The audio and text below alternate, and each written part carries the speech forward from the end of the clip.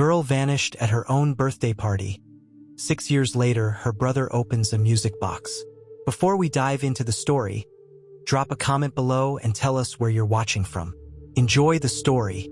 The autumn sun was setting over the suburban neighborhood, casting long shadows through the dining room window as Michael Collins methodically set the table for three.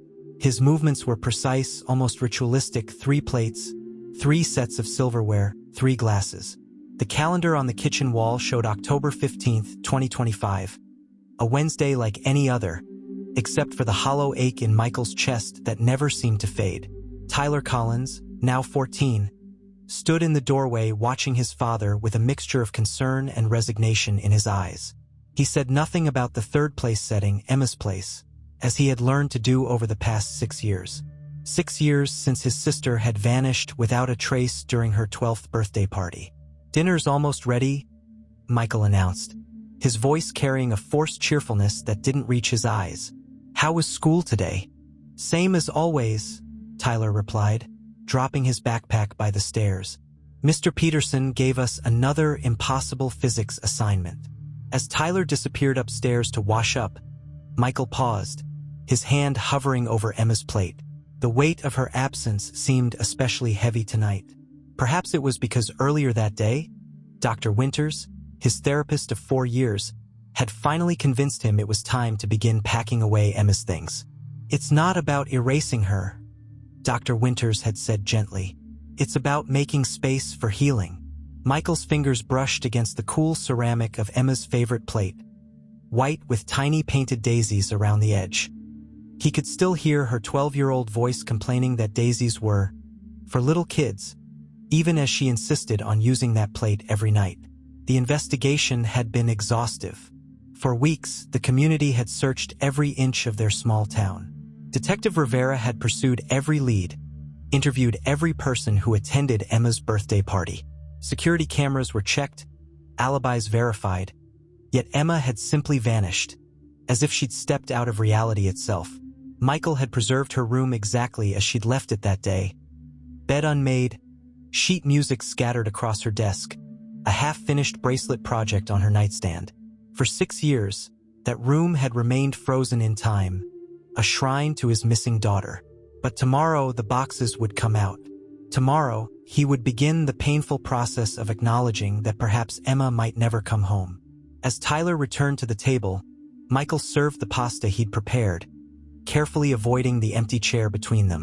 The silence that followed was as familiar as it was painful, broken only by the occasional clink of forks against plates. "Dad," Tyler finally said, his voice uncharacteristically hesitant, "are we really going to pack up Emma's room tomorrow?" Michael looked across at his son, the spitting image of himself at that age, and saw the same grief reflected in his eyes.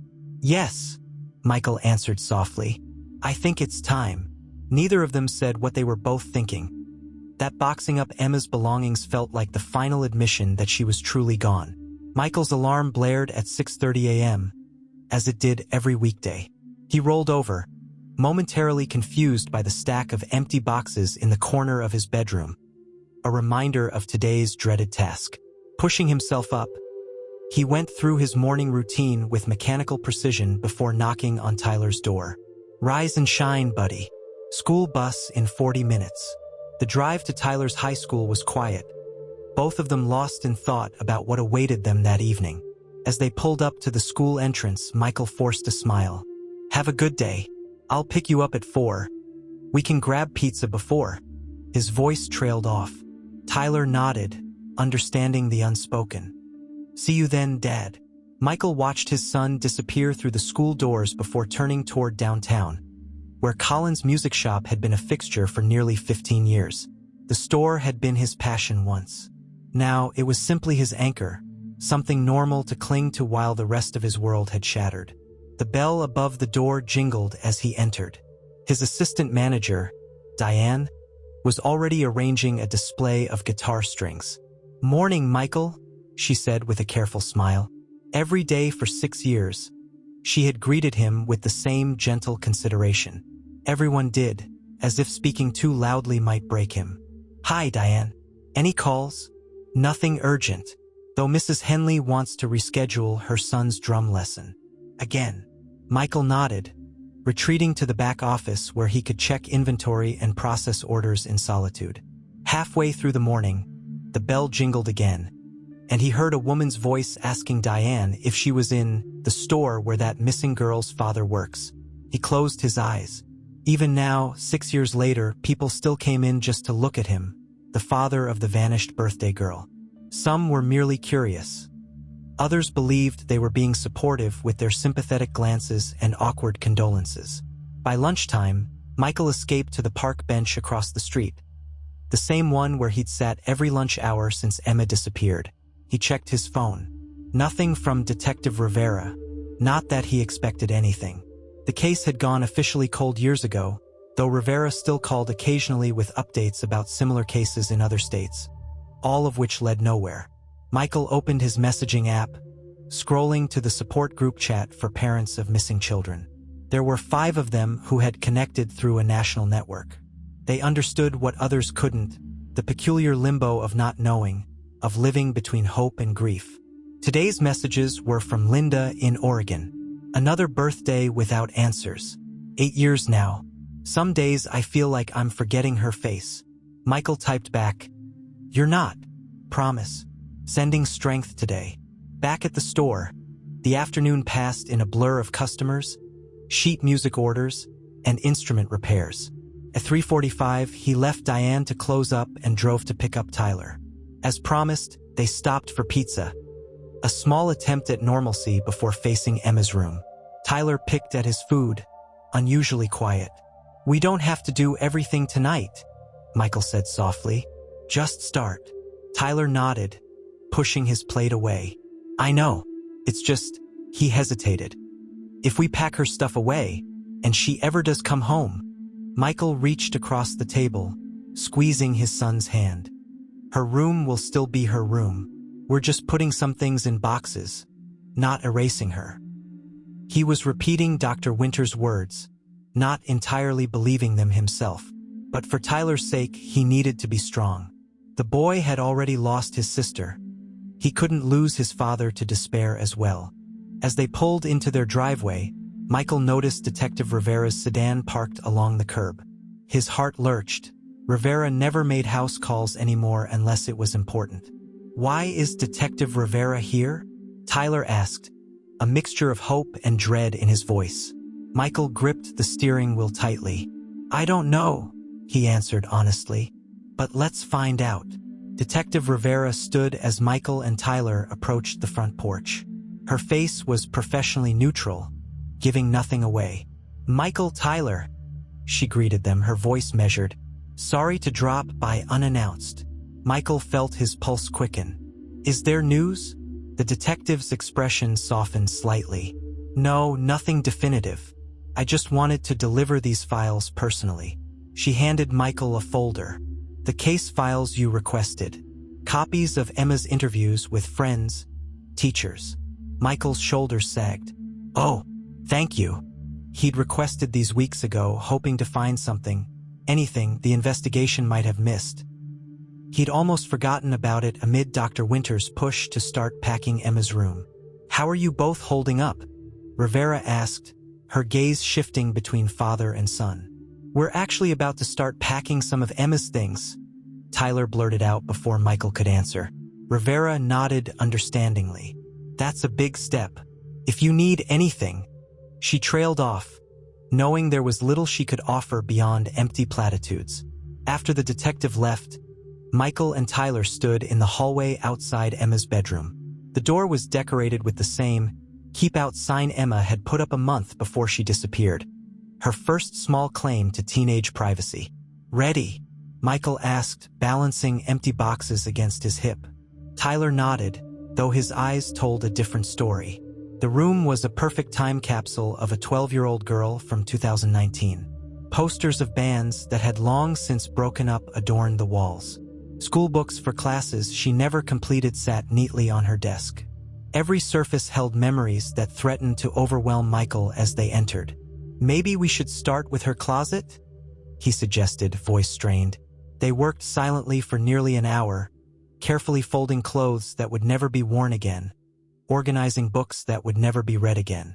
Michael found himself checking tags and labels, marveling at how small she had been, how young. "Dad, look at this," Tyler called from Emma's desk, holding up a framed photograph. It showed Emma at her piano recital, beaming proudly. "I remember this. She was so nervous before, but then she played perfectly." Michael took the picture, smiling despite the pain. "She practiced that piece for weeks. Your grandmother recorded it somewhere." As they continued, Tyler pulled Emma's beloved music box from her nightstand. It was an ornate wooden box with a pearl inlay, a gift from her piano teacher for her 11th birthday. "Olivia gave her this, right?" Tyler asked, carefully winding the key. "Ms. Parker," Michael corrected. "Yes." The delicate melody of Chopin's Nocturne in E-flat major filled the room as the tiny ballerina inside began to spin. For a moment, both father and son stood transfixed, remembering how Emma would wind it each night before bed. As the music slowly wound down, Tyler turned the box over in his hands. "There's something stuck," he said, examining the bottom. His fingers pressed against a panel that suddenly gave way, revealing a hidden compartment. "I never knew it had a secret drawer," Michael said, leaning closer. Tyler reached inside and pulled out a colorful braided bracelet. Woven into the threads were tiny beads spelling out, "Forever Friends. O+E. O+E," Michael read aloud. "Olivia and Emma?" He took the bracelet, examining it closely. "I don't remember buying this for her. Maybe she made it at school?" Tyler suggested. Michael shook his head slowly. "The craftsmanship is too good. And these glass beads." Something uncomfortable settled in Michael's chest. Olivia Parker had been Emma's piano teacher for nearly 2 years before the disappearance.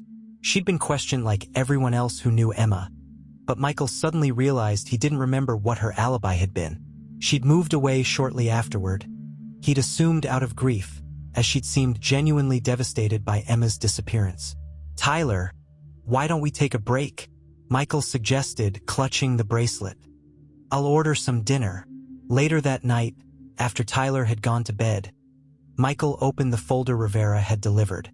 He flipped through interview transcripts until he found Olivia Parker's statement. According to the report, she had been at a music conference in Boston the weekend Emma disappeared, which was verified through registration records. Michael stared at the bracelet in his palm, the letters O+E seeming to glow in the dim light. "Forever Friends," he whispered, a chill running down his spine. Sleep eluded Michael that night.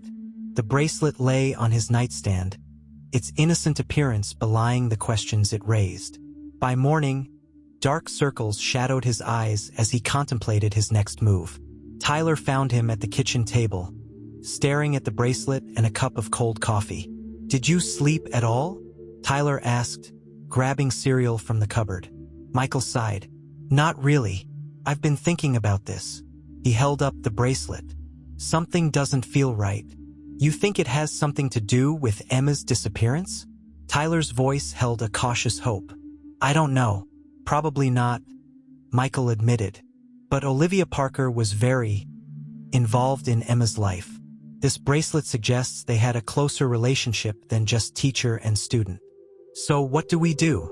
The question hung in the air. Michael had promised Dr. Winters he would focus on moving forward, not chasing shadows. But the bracelet felt like more than a shadow. "I think I should call Detective Rivera." An hour later, Rivera sat at their kitchen table, examining the bracelet with gloved hands. "Forever Friends," she read. "And you never saw this before?" Michael shook his head. "It was in a hidden compartment in her music box. I didn't even know it existed."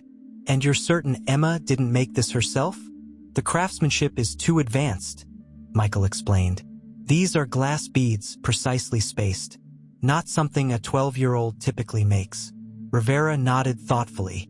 Olivia Parker was thoroughly investigated. She had an alibi, a music conference in Boston, hotel check-in, attendance records. "But you never actually saw her there?"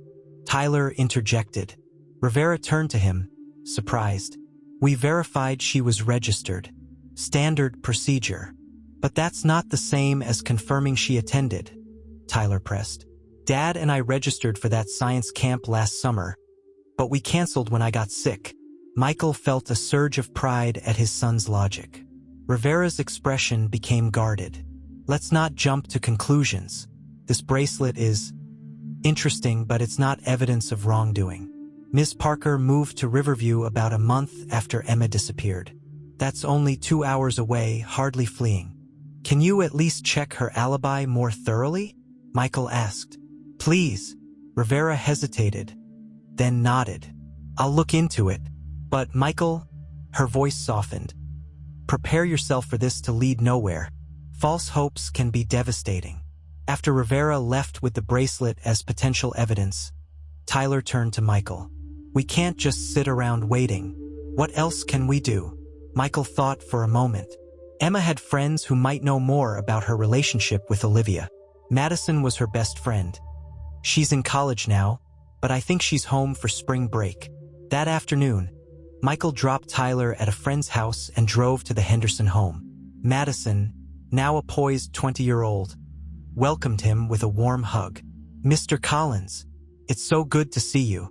Sitting in the Hendersons' living room, Michael carefully broached the subject of Emma's piano teacher. Did Emma ever mention anything unusual about her relationship with Ms. Parker? Madison's smile faltered. Unusual how? Did they spend time together outside of lessons? Did Emma ever seem uncomfortable around her? Madison was quiet for a moment, her expression troubled. Actually, toward the end, Emma did say Miss Parker was getting too intense. She wanted too much of Emma's time. Michael leaned forward. She never mentioned this to me. I was jealous, Madison admitted, tears welling in her eyes. Ms. Parker treated Emma like she was special. I thought Emma was just bragging. I should have told someone. Michael's heart pounded. Told someone what, exactly? That Emma was scared. Scared, Michael repeated, fighting to keep his voice steady. Madison, please. I need to know everything. Madison twisted her fingers nervously. It wasn't like one big thing. It was lots of little things that Emma mentioned. Ms. Parker would text her late at night about practice schedules. She'd show up at Emma's school performances even before she became her teacher. Michael felt a chill. Before she was her teacher? Are you sure? Madison nodded. Emma thought it was weird but flattering at first. Ms. Parker said Emma had special talent that she spotted right away. She paused. Then Ms. Parker started giving Emma extra gifts, not just the music box. Special sheet music, a silver necklace with a treble clef. I never saw a necklace like that, Michael said, bewildered. Emma kept it hidden. She said Ms. Parker told her it was their special secret, that other students might get jealous. Madison's voice trembled. The last time we had a sleepover, about 2 weeks before she disappeared, Emma said she wanted to quit piano lessons but was afraid to tell you because you were so proud of her progress. Michael struggled to process this information.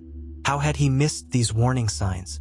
The extra attention that seemed like dedicated teaching, the gifts he'd assumed were normal encouragement. Did Emma say why she wanted to quit?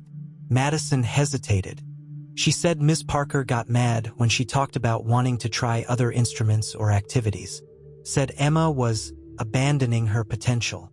Emma was scared of disappointing her. The conversation left Michael reeling. On the drive home, he called Tyler to check in, then pulled into a coffee shop parking lot to collect his thoughts. He opened his laptop and searched for Olivia Parker. Her social media presence was minimal, but he found her profile on the Riverview Academy of Music website where she now taught. The professional headshot showed the same woman he remembered mid-30s now, with auburn hair and a poised smile. Her bio listed impressive credentials, with teaching positions at 3 different music schools before coming to their town. Michael noted the names and dates, wondering why she had moved so frequently. On impulse, he called the first school listed, Clayton Music Academy in Pennsylvania. I'm considering piano lessons for my daughter, he fabricated. Olivia Parker was recommended to me. I understand she taught there a few years ago? The receptionist's voice cooled noticeably. "Ms. Parker is no longer affiliated with our academy. I'm afraid I can't comment further on former employees." That response alone was telling. Michael tried the second school with similar results, a polite but firm refusal to discuss Olivia Parker. Back home, Michael found Tyler waiting, anxious for updates. "Madison said Emma was uncomfortable around Ms. Parker," Michael explained, careful not to alarm his son unnecessarily. "And I called her previous employers. Something's off."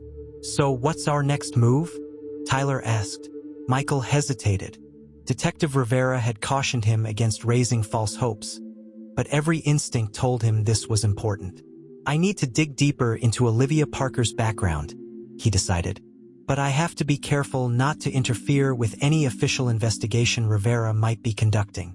That night, unable to sleep, Michael searched online news archives from the towns where Olivia had previously taught. In a small local paper from Clayton, Pennsylvania, he found a brief article mentioning a piano teacher dismissed for professional boundary issues with students. No name was given, but the timing matched Olivia's departure. Michael's phone buzzed with a text from Rivera. "Looking into the alibi. Found something interesting. Meeting tomorrow, 10 a.m. at station." Sleep remained elusive as questions swirled in Michael's mind.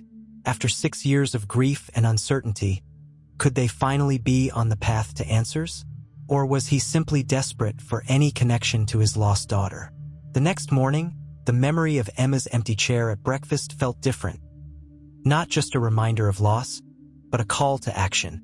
Detective Rivera's office felt colder than Michael remembered.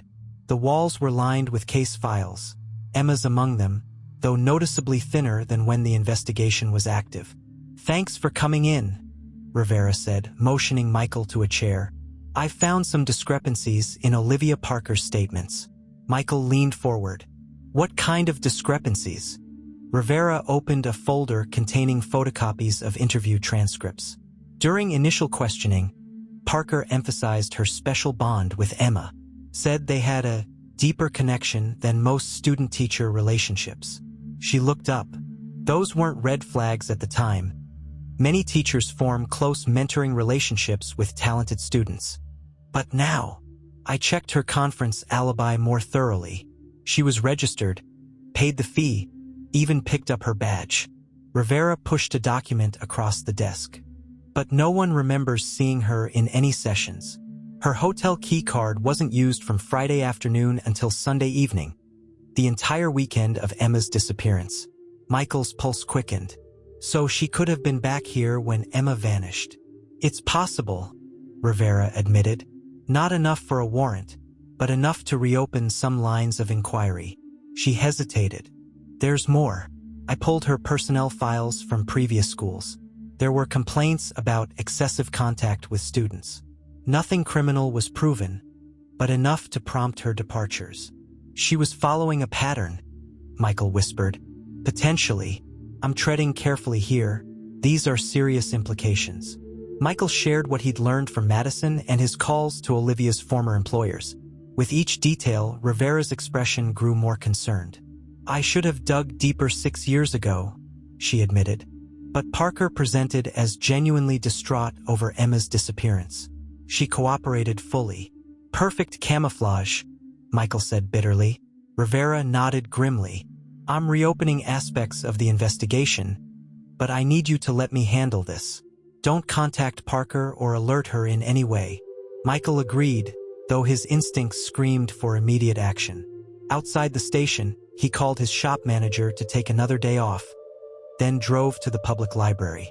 In the quiet reference section, he accessed newspaper archives and searched for information about Olivia's previous teaching positions. What he discovered confirmed Rivera's findings. At each school, there were hints of inappropriate attachments to students, never quite crossing legal lines, but concerning enough to prompt quiet dismissals. Each time, Olivia had quickly secured a position elsewhere, her impressive musical credentials overshadowing the whispers about her conduct.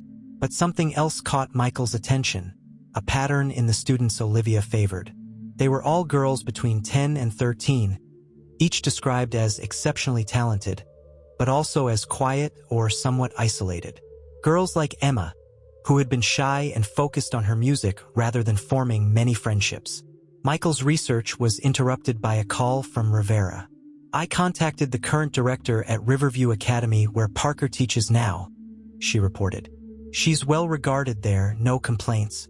But I noticed something in her employment file. She listed you as a personal reference when she applied." "Me?" Michael was stunned. "I never gave a reference. They never called you because they had glowing letters from her previous directors, who were probably just glad to see her go." Rivera paused. This suggests she was planning her move to Riverview before Emma disappeared. The implication hung heavy in the silence. "What's our next step?" Michael finally asked. "I'm working on building enough for a warrant," Rivera replied. "In the meantime, I've assigned an officer to monitor her activities discreetly." After ending the call, Michael sat motionless, processing this new information. For 6 years, he'd imagined a random predator, a tragic accident, or some other anonymous cause for Emma's disappearance. Never someone they knew and trusted. Someone who had sat in their living room during Emma's lessons, who had praised her progress to Michael's face. His phone buzzed with a text from Tyler. "Any news?" Michael replied carefully, "Some developments. Detective Rivera is investigating. I'll explain when I get home."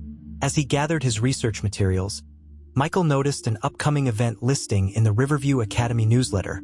Faculty recital featuring Olivia Parker, piano. The date was this coming Saturday. A plan began forming in his mind.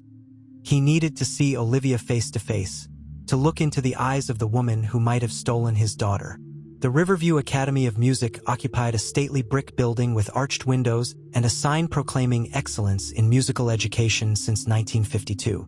Michael parked across the street, rehearsing what he would say when he came face to face with Olivia Parker.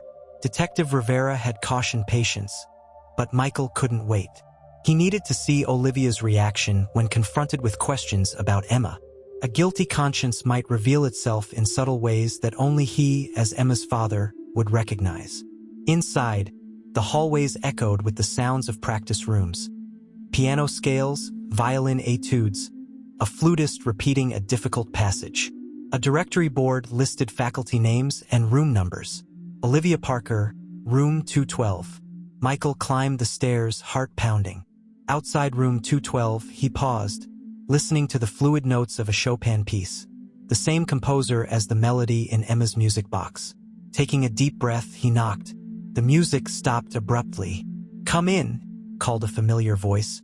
Olivia looked up from the piano, her expression shifting from professional curiosity to shock as she recognized him. "Michael!" She rose quickly, smoothing her skirt. "Michael Collins? What are you? How did you find me?" "Your Academy website," he replied calmly, studying her reaction. "You're not hard to find." "Of course," she said, regaining composure. "Please sit down. This is unexpected." Michael remained standing. "I found something of Emma's recently. A friendship bracelet with O+ woven into it." Olivia's fingers twitched slightly before she clasped her hands together. "Oh, that. Yes, I gave her that for her birthday. A small token. I made similar bracelets for several promising students. It was hidden in a secret compartment in her music box." "Why would she hide it?" Olivia's smile wavered. "Children often treasure small things, create special hiding places. You know how imaginative Emma was." The casual use of his daughter's name in past tense cut through Michael like a knife. "Madison Henderson told me Emma was uncomfortable around you in those final weeks. Said you were too intense, wanted too much of her time." A flash of something, anger, fear, crossed Olivia's face before she laughed lightly. "Madison was always jealous of the attention I gave Emma. Talented children often misinterpret a teacher's dedication as pressure." "What about the schools you left before coming to teach Emma? Clayton Music Academy? The Westmore Institute?" All mentioned professional boundary issues when I called. Olivia's smile disappeared entirely. "You've been investigating me?" Her voice hardened. "Those situations were misunderstandings. Competitive environments breed gossip. And your alibi for the weekend Emma disappeared? The conference you supposedly attended. I was there, she said sharply. The police verified it. They verified your registration, Michael corrected. Not your actual attendance. Your hotel key wasn't used that weekend. Olivia stood abruptly. I stayed with a colleague off-site. This conversation is inappropriate. Emma's disappearance was a tragedy for all who knew her, myself included. I moved here to escape the painful memories. Yet you listed me as a reference for your job here. A reference I never gave. Her eyes narrowed. A misunderstanding. I listed you as Emma's father, a parent of a former student. They must have misinterpreted. Or you knew they wouldn't actually call because you had other references lined up. Olivia stepped toward the door. I have a student arriving momentarily. This conversation needs to end. Did you hurt my daughter, Olivia? Michael asked, his voice barely controlled. Her demeanor changed instantly, her face flushing, hands trembling slightly. How dare you? I loved Emma. She was special. She understood me in ways others couldn't. She misunderstood my intentions toward the end, but I would never. She stopped abruptly, seeming to realize she'd said too much. Misunderstood your intentions? Michael pressed. You need to leave, Olivia said coldly, opening the door. Now. In the hallway, a young girl about 12 years old waited with a music folder. Her eyes darted nervously between Michael and Olivia. Come in, Sophia, Olivia said with sudden warmth. Let's begin your lesson. The girl slipped past Michael, who stood frozen in the doorway, watching Olivia transform instantly into the perfect teacher. The door closed in his face. Outside, Michael called Rivera immediately. I confronted her, he admitted, ignoring her frustrated response. Something's not right. She almost admitted to inappropriate intentions toward Emma. And there's another young girl there now. Same age, same type as Emma. Stay where you are, Rivera ordered. I'm coming to you. What were you thinking? Detective Rivera's voice was tight with controlled anger as they sat in her unmarked car outside the Riverview Academy. You've potentially compromised any chance we had of building a case quietly. Michael stared straight ahead, watching the academy doors. She's hiding something. You should have seen how she reacted when I mentioned Emma's discomfort. Rivera sighed heavily. I believe you, but belief isn't evidence. Now she's alerted. She'll be covering her tracks. I'm sorry, Michael said, not entirely meaning it. After 6 years of helplessness, confronting Olivia had felt like the first real action he'd taken to find answers about Emma. The girl you saw, Sophia. I'll have someone check on her family situation discreetly, Rivera said, softening slightly.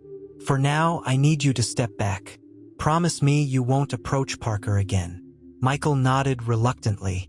What's your next move? I've requested her phone records from back then, cross-referencing with Emma's activities. And I'm interviewing former colleagues who worked with Parker at your daughter's school. As Michael drove home, doubt began creeping in. Had he misinterpreted Olivia's reactions? Was he so desperate for answers that he was creating connections where none existed?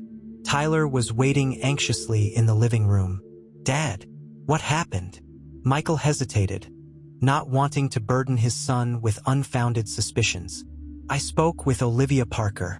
Her reaction was concerning. You think she took Emma? It wasn't a question. I don't know, Michael admitted. Detective Rivera is investigating. We need to be patient. But patience had never been more difficult. That night, unable to sleep, Michael returned to Emma's room. The packing they'd begun remained unfinished, boxes half filled with her belongings. He sat at her desk, running his fingers over the sheet music still open on the stand, the last piece she'd been practicing. Opening her desk drawer, he found her journal, something he'd respected enough not to read all these years. Should he now? Michael hesitated, torn between preserving Emma's privacy and potentially finding crucial information. The decision was made when he noticed several pages had been torn out near the end of the journal. Who would have removed them? Emma herself or someone else? Michael began reading, starting from entries a few months before her disappearance. February 12th, Ms. Parker gave me a silver necklace today after my lesson.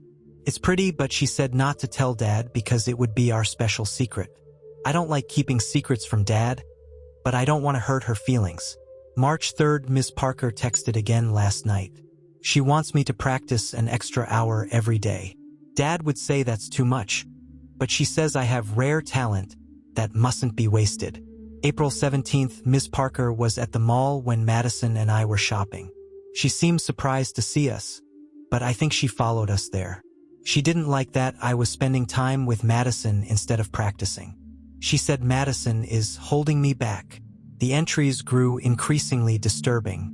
May 29th, Ms. Parker showed me pictures of famous pianists she's taught. She says I could be like them if I commit fully to my training. She says she has a special summer program that would mean living at her place for a few weeks. I don't want to, but I'm scared to tell her. The final entry before the torn pages was dated just 3 days before Emma's disappearance. June 10th. I'm gonna tell Dad I want to stop piano lessons. Ms. Parker is scaring me. Today she said we have a spiritual connection and that no one else understands. When I said I might want to try guitar instead, she got really quiet and weird. She said we're meant to be together and that she won't let anyone interfere with my development. I don't want to see her anymore. Michael's hands trembled as he closed the journal. Emma had been afraid and he hadn't known. She'd been planning to quit her lessons, but disappeared before she could tell him. He picked up his phone and forwarded photos of the journal entries to Detective Rivera, then checked his email. Among the unread messages was one from the music store's website contact form. Subject, recital program question. From anonymous@mailservice.com. Message, looking for program from Anderson Elementary Spring Recital, June 2019. Need to confirm performers for alumni records. Michael frowned. The timing was odd, immediately after his confrontation with Olivia. Opening the store's digital archives, he found the program in question and froze when he saw the performers list. Special guest performance, Olivia Parker, piano 2:30 p.m. The recital had been on the exact weekend Emma disappeared, directly contradicting Olivia's alibi of being at a conference out of town. Heart racing, Michael immediately called Rivera. She lied about her alibi, Michael said the moment Rivera answered. I have proof. Slow down, Rivera cautioned. What proof? Michael explained about the recital program showing Olivia performing locally during the weekend she claimed to be at the Boston conference. She couldn't have been in 2 places at once. Email me that program immediately, Rivera instructed. Michael could hear her shifting into action, papers rustling in the background. I've been reviewing Emma's journal entries. They're disturbing, but still not enough for a warrant without corroboration. This proves she lied to investigators. It's significant, Rivera agreed. I'll bring her in for questioning tomorrow. But Michael, you need to stay away from this interview. Your confrontation at the music school already complicates things. After sending the program, Michael paced the kitchen, too agitated to sleep. This was the first concrete evidence contradicting Olivia's alibi. If she'd lied about where she was when Emma disappeared, what else had she lied about? The next morning, Michael dropped Tyler at school, promising to keep him updated. At the music store, he struggled to focus, checking his phone constantly for messages from Rivera. By noon, he couldn't stand the waiting. Diane, can you handle things for a while? I need to step out. He drove to the police station, knowing Rivera wouldn't want him there, but unable to stay away. In the parking lot, his phone rang. Rivera. I was just about to call you, she said. Parker's not at the academy today. Called in sick. Officers went to her apartment, but she's not there either. She's running, Michael said, his worst fears seemingly confirmed. We don't know that yet, but I've put out an alert.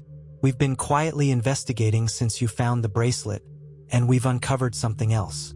Property records show Parker owns a cabin about 40 minutes outside town. Purchased 6 years ago, right after she moved to Riverview. Michael's mind raced. Have you searched it? Not yet. Working on the warrant now that we have evidence she lied about her alibi. The recital program was key, thank you for that. But this process still takes time. Time they might not have if Olivia was running. Text me the address, Michael said impulsively. Absolutely not, Rivera replied firmly. You cannot go there. You'll compromise any evidence we might find. Promise me you'll stay away, Michael. He promised reluctantly, but as soon as the call ended, doubt crept in. What if Olivia was destroying evidence at this very moment? What if the cabin contained answers about Emma that had eluded them for 6 years? Back at home that evening, Michael shared the developments with Tyler, carefully editing the most disturbing details from Emma's journal. So Detective Rivera is getting a search warrant for this cabin? Tyler asked, his expression a mixture of hope and apprehension. Yes, but these things take time. Could be days. Tyler's face hardened with resolve. We can't just sit here waiting again. We've done that for 6 years. Michael recognized his own determination reflected in his son's eyes. Rivera made me promise not to go near the cabin. You promised, Tyler pointed out. I didn't. Michael shook his head. It's too dangerous. We don't know what or who might be there. What if there's something in that cabin that tells us what happened to Emma? What if Ms. Parker is destroying evidence right now? The same questions that had been tormenting Michael all day. His phone buzzed with a text from Rivera. Warrant coming tomorrow morning. Parker still unreachable. Surveillance team at cabin reports no activity. Appears unoccupied. At least they're watching the cabin, Michael told Tyler, showing him the message. But not inside it, Tyler countered. What if there's something there that could disappear by morning? Michael knew his son was right. For 6 years they'd followed rules, waited patiently while the case went cold. But now they had real leads. Evidence of Olivia's lies and inappropriate behavior toward Emma. We'll drive by, Michael decided, against his better judgment, just to see if there's any activity. We won't approach the cabin, especially if police are watching. Promise me that, Tyler. Tyler nodded solemnly. I promise. But if there's no one there... Michael checked his watch. Nearly 9 p.m. Get your jacket. And Tyler... He looked his son in the eyes. This could be nothing. We have to be prepared for that. But as they grabbed their jackets, Michael couldn't shake the feeling that after 6 years of emptiness, they were finally close to answers about what happened to Emma. The cabin was farther from town than Michael had expected, down a narrow road that wound through dense woods. He drove slowly, headlights off for the last quarter mile, guided only by moonlight filtering through the trees.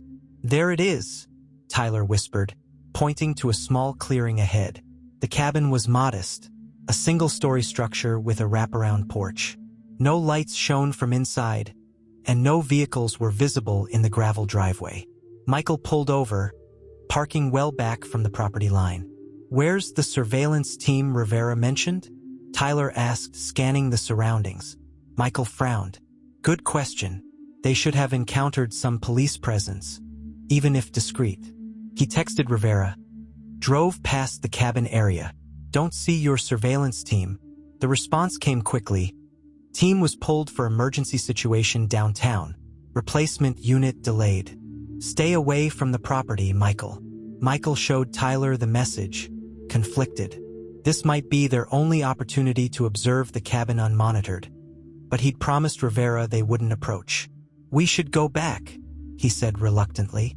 Look, Tyler pointed toward the cabin. A faint light had appeared in one of the windows, not electric, but the flickering glow of what looked like a candle or oil lamp. Someone's in there, Michael whispered, his heart racing. But no car. There's a shed behind the cabin, Tyler noted. Could be hiding a vehicle. Michael weighed their options. The responsible choice was to call Rivera, report the light, and wait for police. But if Olivia was inside destroying evidence about Emma, stay here, Michael decided, handing Tyler the car keys. If I'm not back in 20 minutes, or if you see anything concerning, drive to where you have cell reception and call Detective Rivera. I'm coming with you, Tyler protested. Absolutely not. I'm just gonna look through some windows. Nothing more. Michael approached cautiously, staying in the tree line until he reached the edge of the clearing. The cabin remained mostly dark except for the single flickering light. No sounds came from inside.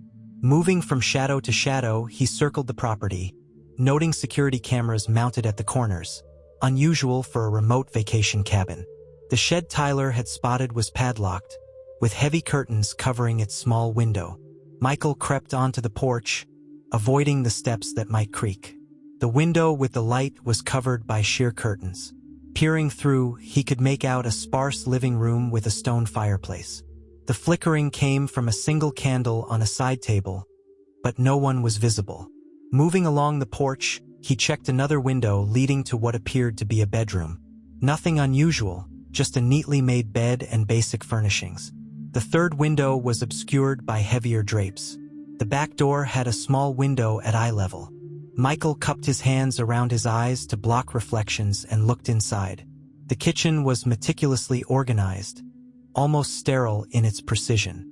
Something on the refrigerator caught his attention, what looked like children's drawings held by magnets.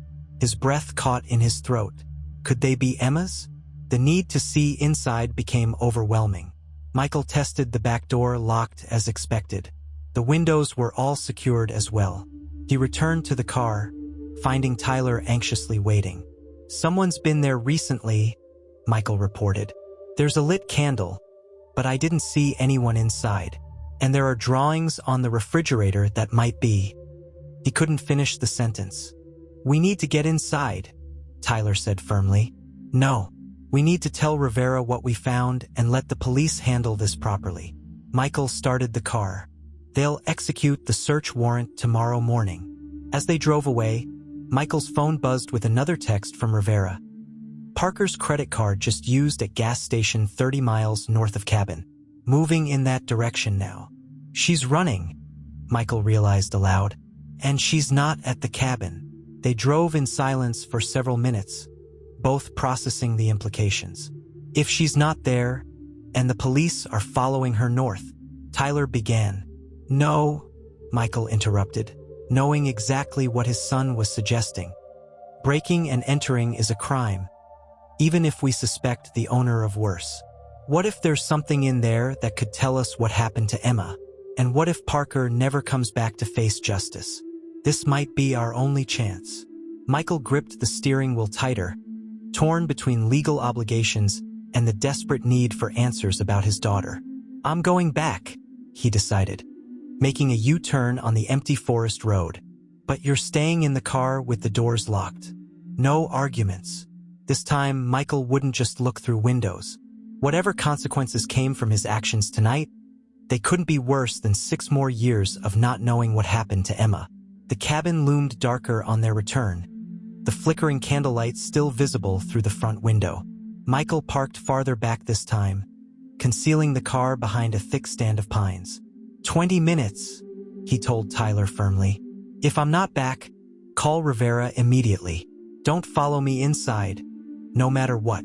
Tyler reluctantly agreed, and Michael approached the cabin again, this time with more purpose than caution. The surveillance cameras concerned him. They might be recording, even if Olivia wasn't watching the feeds. He circled to the rear of the property where fewer cameras were mounted. A small bathroom window, partially obscured by overgrown shrubs, seemed the least conspicuous entry point.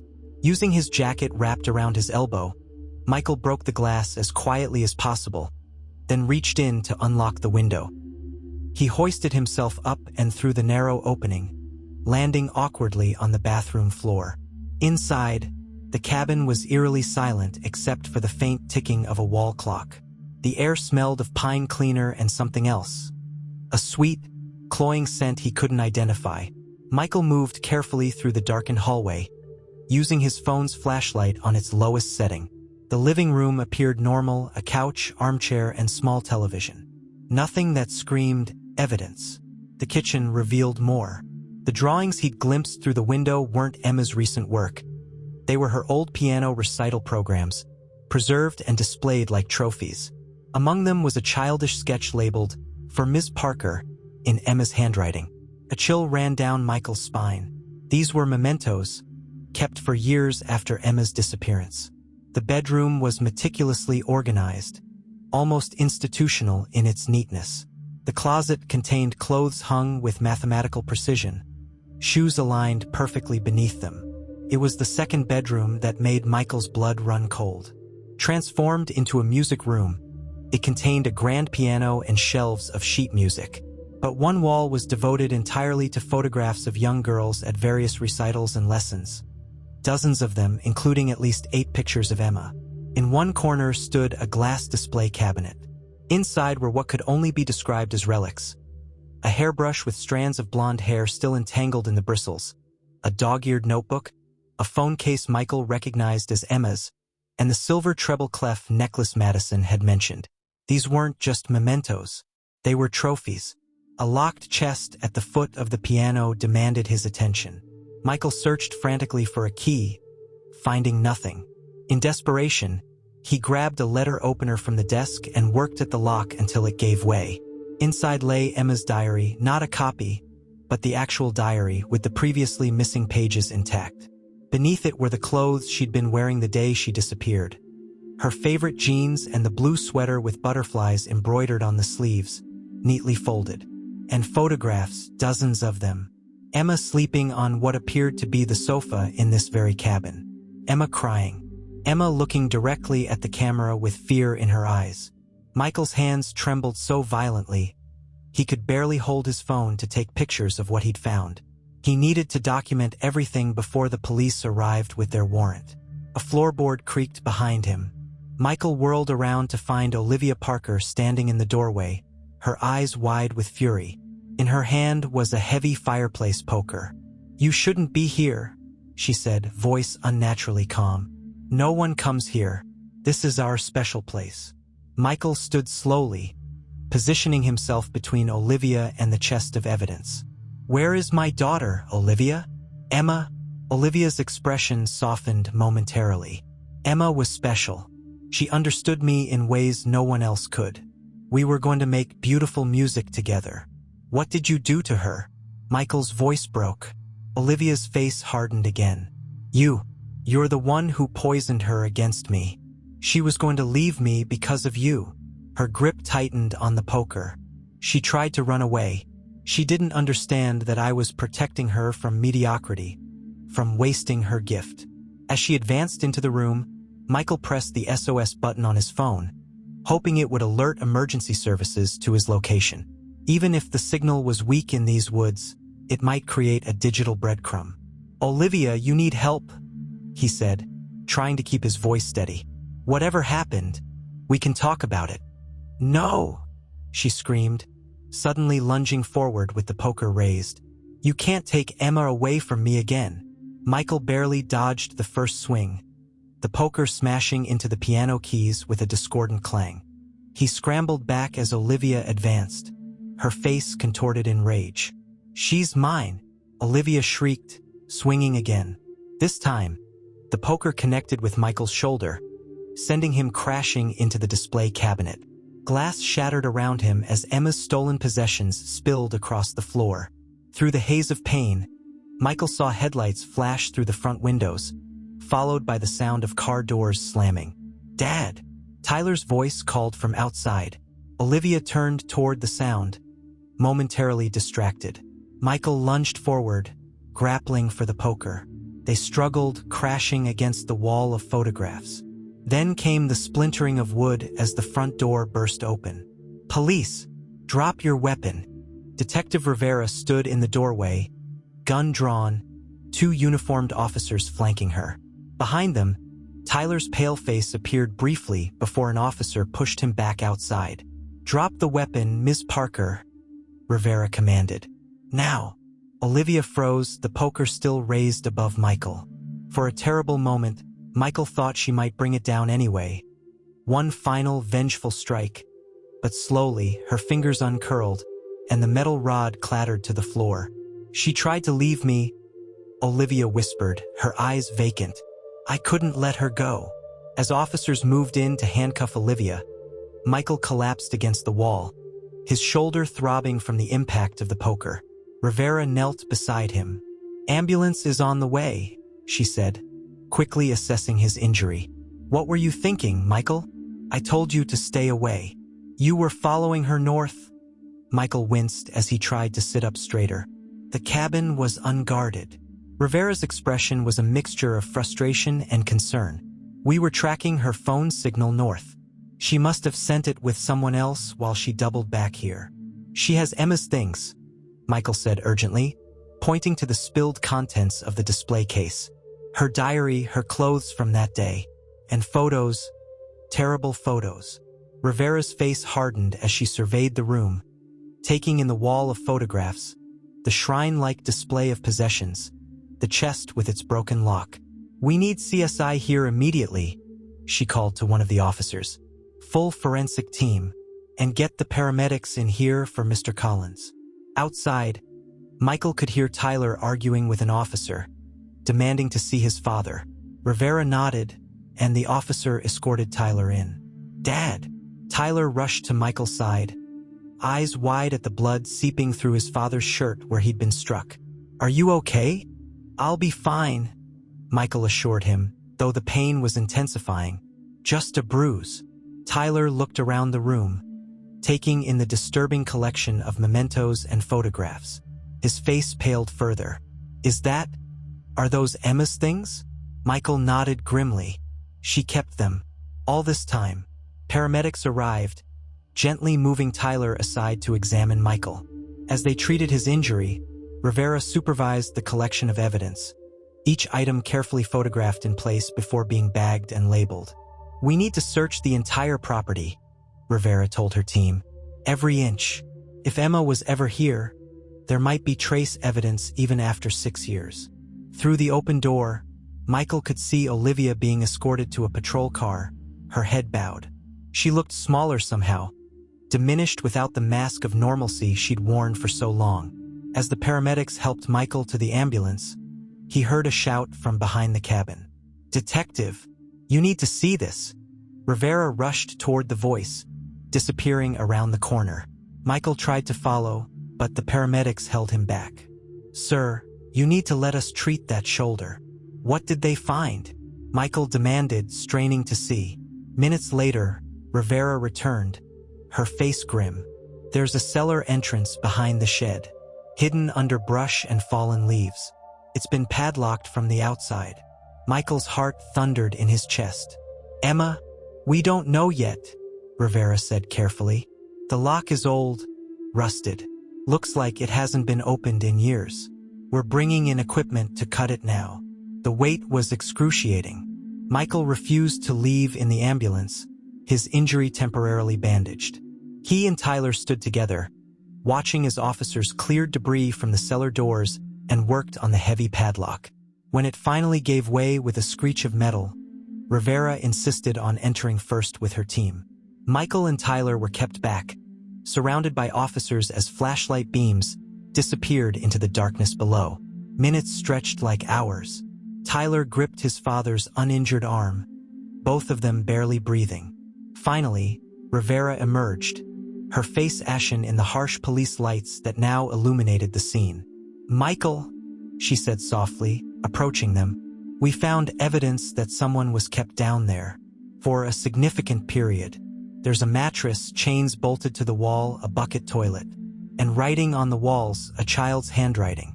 Some of it appears to be music notation."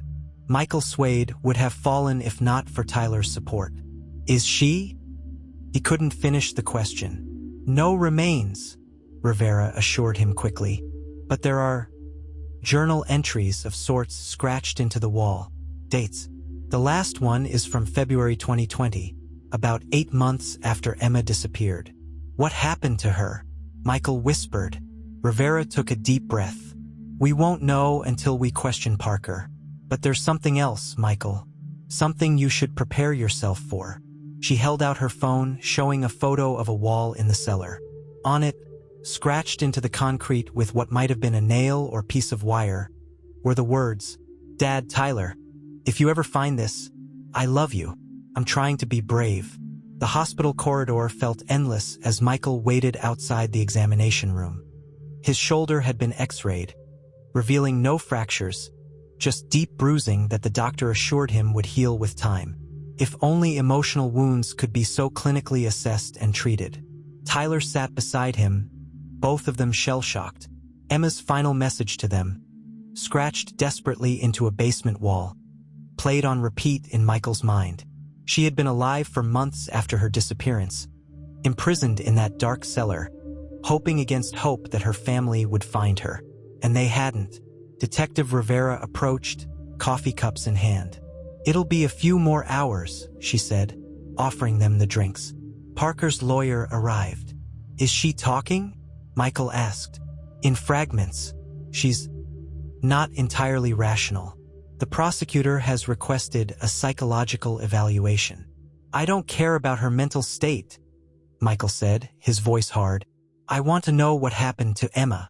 Rivera sat heavily in the chair across from them. "The forensic team is still processing the scene, but they found journal entries in the cellar. Parker apparently brought Emma a notebook at some point, perhaps as a reward for cooperation. We found it hidden in a crack in the wall." She handed Michael her tablet, open to photographs of scanned pages. Emma's handwriting, still childish yet somehow more mature than he remembered. The entries were sporadic, dated inconsistently. "July 15th, 2019, day 32, I think. Miss Parker says I'm making progress with Chopin's Nocturne. If I play it perfectly, she'll let me come upstairs for dinner again. August, Mom's birthday. Miss Parker got angry when I cried. Said I don't need my family anymore, that she's my family now. Took away the light for 2 days." Michael's hands trembled as he scrolled through the entries, each one a window into Emma's captivity. The later entries showed increasing desperation. "Christmas, Miss Parker brought me a new sweater and played carols on the piano upstairs. I pretended to be happy so she wouldn't get angry. She's been talking about our future together more. Says she's going to homeschool me when I'm ready to accept my new life. January 2020 found a loose nail in the wall today. Hiding it in my mattress. Miss Parker has been different lately, scared about something. Says people are asking too many questions. Heard her talking to someone on the phone about moving." The final entry made Michael's blood run cold. "February 13th. Tonight is my chance. Miss Parker forgot to lock the chain completely. I can slip it if I'm careful. I'll wait until she's asleep.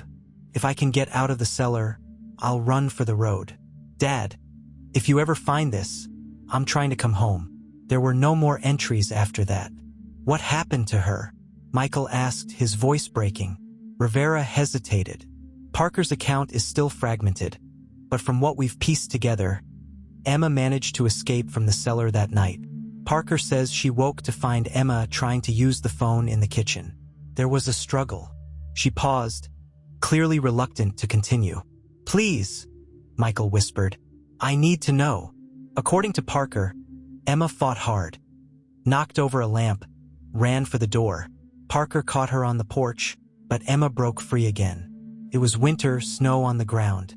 Emma ran into the woods without shoes or a coat. Tyler made a small, wounded sound. Parker claims she searched for hours but couldn't find her. Temperatures that night were well below freezing. She says she convinced herself Emma would return when she got cold enough. "But she didn't," Michael said hollowly. Rivera shook her head. "Based on Parker's eventual confession and details that have been corroborated, we believe Emma died of exposure in the woods that night. Parker claims she found her body the next morning and buried her." The world seemed to fall away beneath Michael. After all the years of uncertainty, all the desperate hope that Emma might somehow still be alive, the truth was devastating in its finality. "Where?" he managed to ask. Parker has agreed to lead officers to the location. It's in the woods about a half-mile from the cabin. We've already begun searching the area she described. Michael stood abruptly, ignoring the pain in his shoulder. "I need to be there." "Michael," Rivera said gently, "it's an active crime scene, and after 6 years, you need to prepare yourself." "She's my daughter," Michael said, his voice breaking. "I need to bring her home." Rivera nodded, understanding in her eyes. I'll arrange for you to be at the recovery site, but not during the initial excavation. For both your sakes." She glanced meaningfully at Tyler. Tyler stood, his young face set with a determination beyond his years. "I'm coming too. Emma would want both of us there." As they waited for Rivera's call, Michael held his son close, both of them drawing strength from each other. They had spent 6 years wondering, searching, hoping. Now they faced the terrible truth. Emma had been so close all this time, fighting to return to them until her final moments. Michael thought of the extra place setting at their dinner table. Tonight, for the first time, he truly understood that Emma would never sit there again. 6 weeks passed like a blur of paperwork, arrangements, and gut-wrenching decisions. The recovery team had found Emma's remains exactly where Olivia said they would be, in a shallow grave marked only by a crude arrangement of stones. DNA testing confirmed what they already knew in their hearts. Emma had come home at last, though not in the way they had prayed for all these years. The media descended on their small town once again, but Rivera's team formed a protective barrier around the Collins family. This time, Michael and Tyler faced the ordeal together, neither one pretending to be stronger than they were. Now, on a clear autumn morning reminiscent of the day Emma disappeared, they stood in the chapel of Riverside Memorial Gardens. Unlike the memorial service held years before, an exercise in desperate hope disguised as closure, today's funeral was a true farewell. The chapel filled with familiar faces, Emma's childhood friends, now young adults, teachers who had cherished her bright mind, neighbors who had searched tirelessly in those early days. Even Dr. Winters, Michael's therapist, sat quietly in the back, a silent pillar of support. Emma's remains had been cremated, her urn a delicate porcelain vessel adorned with hand-painted musical notes. Michael had placed it on a small table at the front of the chapel, surrounded by her favorite white daisies, the same ones that had decorated her plate at dinner all those years ago. The restored music box sat beside the urn, its melody silenced for the service. Madison, now a poised young woman studying music education at college, approached the podium. In her hands was Emma's recovered diary. "Emma was my best friend," she began, her voice steady despite the tears in her eyes. "We shared everything. Secrets, dreams, and terrible jokes that only we found funny." A soft ripple of knowing laughter moved through the gathering. Emma wrote this entry just 2 weeks before she disappeared. "I'd like to share it with you all, to remember not how she left us, but who she was." Madison opened the diary and read, "Mrs. Kingsley asked us to write about our dreams for the future today. Most kids wrote about being rich or famous. I wrote about becoming a composer. I want to create music that makes people feel something. Happiness, sadness, hope. Dad says music is like a conversation without words. I want my compositions to speak to people's hearts. And I want to teach kids like me, the shy ones who find it hard to speak but have so much to say.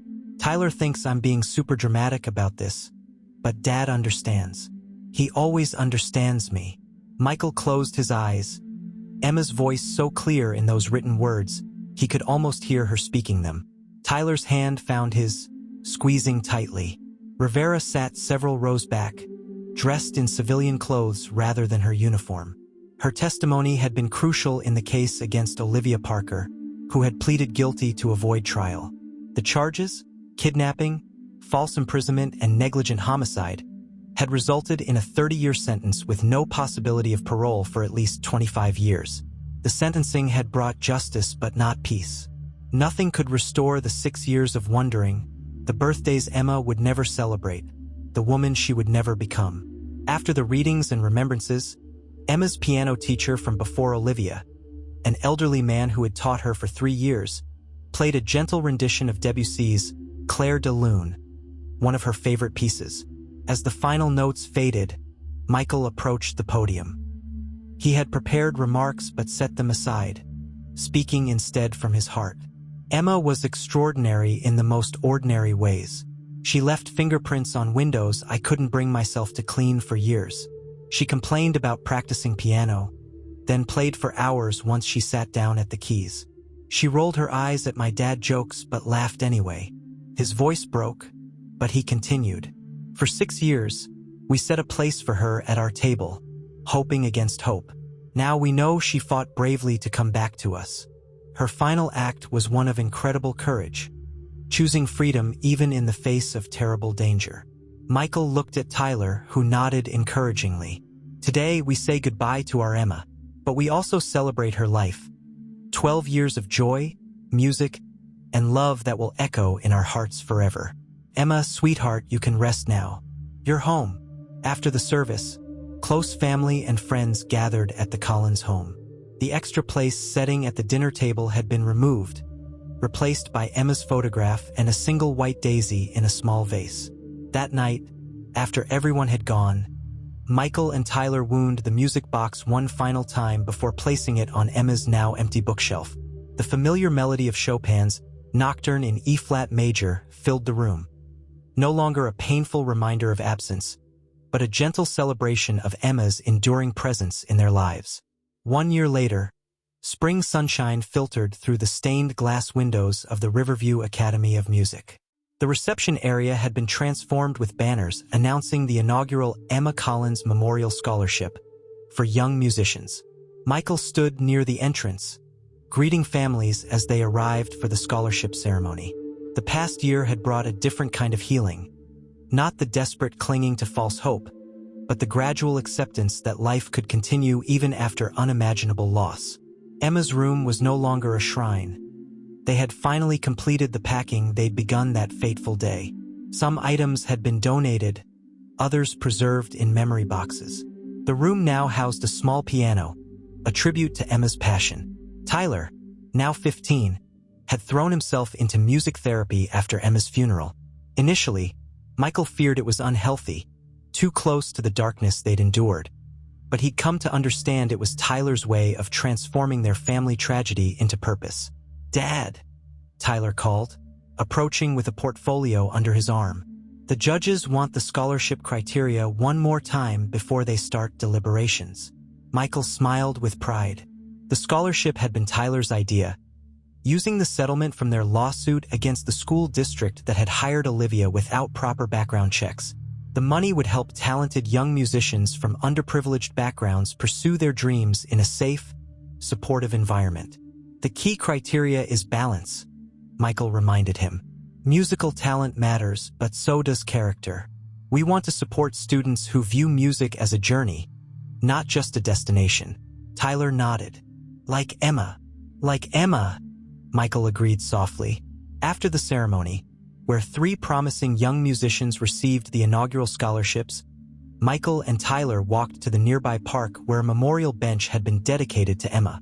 It overlooked a small pond where ducks swam lazily in the afternoon sun. They sat in comfortable silence, watching children feed the ducks. Life continuing, as it somehow did despite everything. "I decided what I want to study in college," Tyler said suddenly. Michael turned to him with interest. "What's that?" "Music therapy." Tyler's voice was certain. "I've been talking with Dr. Matheson at the clinic.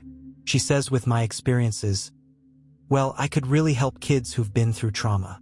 Michael felt a surge of emotions. Pride in his son's resilience, sadness for the path that had led him here, and a deep sense that somehow this was right. "Emma would be proud of you," he said simply. Tyler smiled, a genuine expression that reached his eyes, something that had been rare in the immediate aftermath of finding Emma. "I think she would. She always said music was a conversation without words. I want to help kids find their voice through music, the way she did." Later that evening, they returned home. A different home, a smaller house they'd moved into 6 months ago. The old house had held too many memories, both beautiful and painful. This new place allowed them to honor the past while embracing the future. In the living room, photos of Emma sat alongside new memories they'd created over the past year. Her music box had a place of honor on the mantle, no longer wound daily but treasured nonetheless. As Michael prepared dinner, now setting the table for 2 without the painful empty space, he reflected on how grief changed but never truly disappeared. It had become part of their lives, like a minor chord in an otherwise hopeful composition. "Dad," Tyler called from the living room. "The foundation called."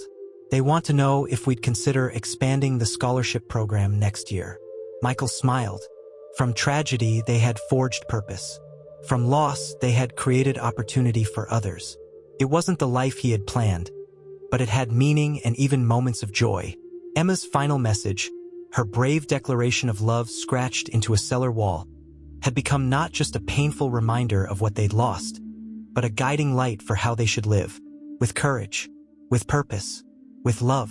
As he joined Tyler in the living room, Michael thought of the conversation they'd had at Emma's memorial bench. "You know," he said, "I was thinking about what you said earlier, about Emma finding her voice through music." Tyler looked up expectantly.